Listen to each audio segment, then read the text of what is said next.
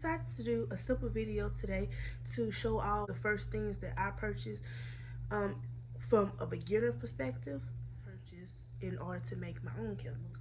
One of the first items that you would definitely need, which is a scale. This is a basic kitchen scale that I got off of Amazon. It does ounces and grams.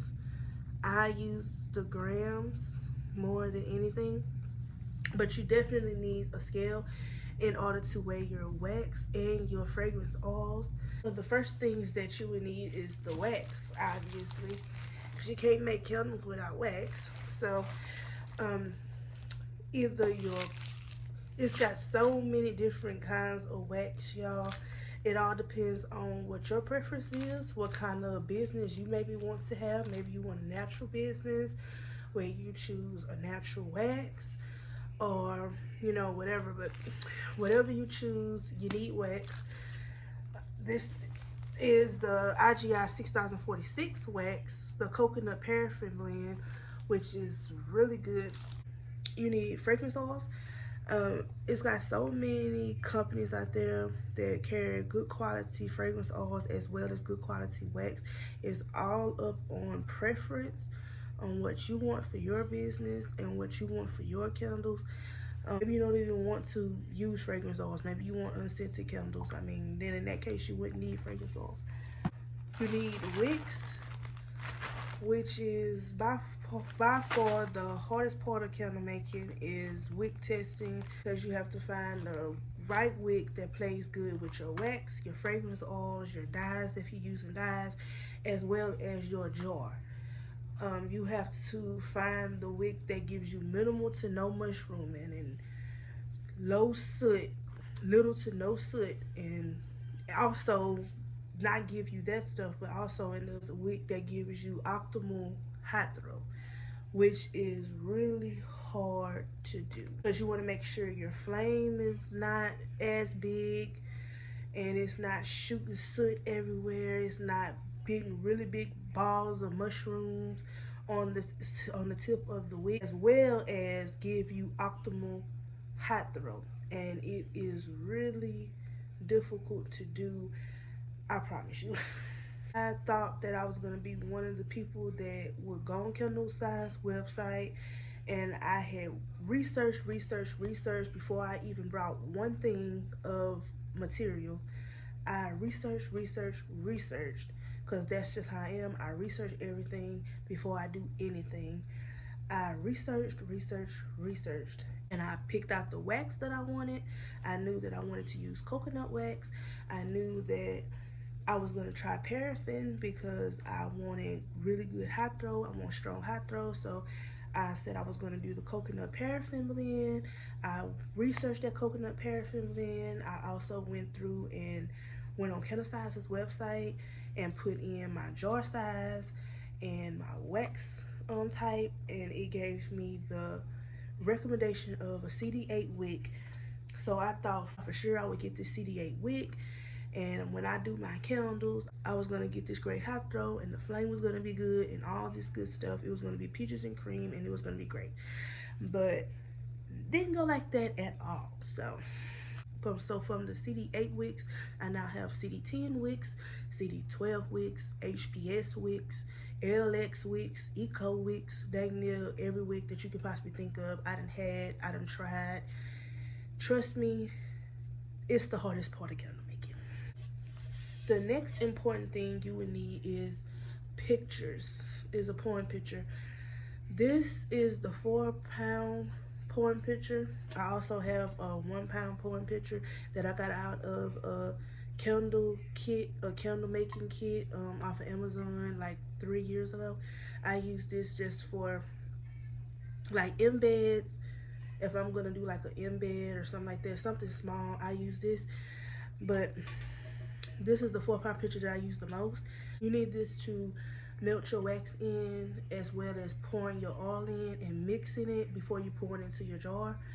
So you definitely need one of these. Maybe not this size, because they do have a 2 pound pitcher as well. Maybe not this size, but you need one. Next thing you need is some type of wick holder. This is the ones that I have. You put the wick through and you pull it down into this little slide and it hold the wick in pretty snug while the candle solidifies. They have all kind of different wick holders. You just find whichever one works for you, but this is just the ones that I got. Also, you need some wick stickers. I know not everybody use wick stickers. Some people use hot glue guns and like other alternatives, but I use these type of wick stickers from Amazon and they work good. I haven't had any problems with them. But you need the wick stickers in order to secure your wick to the bottom of your jar. So you need some form of security. Once you pour your oil into your wax to mix it, you need something to mix it with. So I use these skewers. I actually already had these lying around. I had brought them to, I was making a cake for my son last year. I was making a cake for my son last year, and I had brought these to kind of secure like the little things into his cake. So I had these already lying around the house, but they came in handy because I had like 100 of them. But it works really good at mixing my fragrance oil and my wax. You can use, I guess you can use pretty much anything. I saw people use a little spatula, a little silicone spatula, a little silicone spoon. I have those things too, but I have never used them. I actually have these, a little mini silicone spoon and a little silicone spatula that I got from my local Dollar Tree. That I had actually brought these in the beginning when I first started thinking of like what I was going to use to stir. I had brought these to use, but I have never used them. I just use these skewers and they work great, so I just been using them ever since, and I haven't found the reason to not use them. When you're ready to measure your oil, you need something to obviously put the oil in. So I use these little plastic cups that I got from the Walmart. And I also got these paper cups that I got from the Dollar Tree that's lined. I use them both, but I use the plastic cups more. But I wouldn't recommend it because if you leave the oil in them too long, they will eat through the cup. Me one time, and ever since that one time and losing my oil, that really made me mad because you wasted money. What I do now is I melt my wax to 200 degrees and I take it off of the stove and I let it cool down to about 190. By the time it get down to about 190, by the time I get down to like 190, I'd have been to measure my oil and it's time to pour it in. So that's what I do now. Instead of pouring it and waiting for me to melt my wax and then bring my wax over and then I pour it in, I just measure it out while my wax cools down. Now I will talk about some like miscellaneous things that is not necessarily mandatory but is nice to have, which are these wick placement tubes that I have. I bought these off of Amazon as well. Come in a 12-pack. You put your wick in here and it helps you put it down into the jar. Take your wick and put it through the wider end. And I grab the wick from this side to keep it in, and you put your wick sticker on the bottom of the wick and then just place it into your jar. The reason why I say it's like a miscellaneous, it's not necessary because I see people just put it in with their hands. I see people use a pen and take the ink out of it and just use that as like one of these and use to put their wick into the jar. I've seen people do a lot of things to put wicks into the jar, so that's why I say it's not really necessary, but it's nice to have. Another thing that's not necessary but it's nice to have is a box of gloves.